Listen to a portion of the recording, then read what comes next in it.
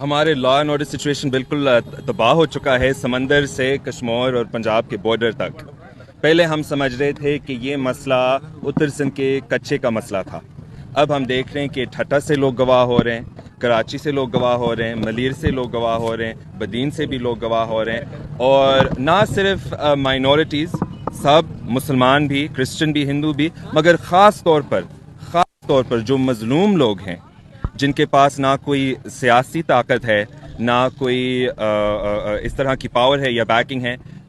they are being kidnapped the most۔ اور یہ ایک ظلم ہے، اور یہ ایک embarrassment بھی ہے سندھ کے لیے، ہمارے لا انفورسمنٹ ایجنسیز کے لیے۔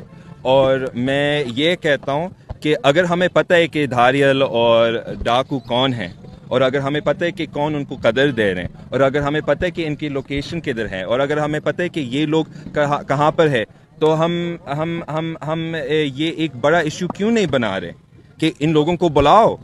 جو دھاریل ہے ان کو بلاؤ، ان سے پوچھیں کہ تم کیوں کر رہے ہو، صرف پیسے کی وجہ سے یا اس کے پیچھے کوئی اور چیز ہے؟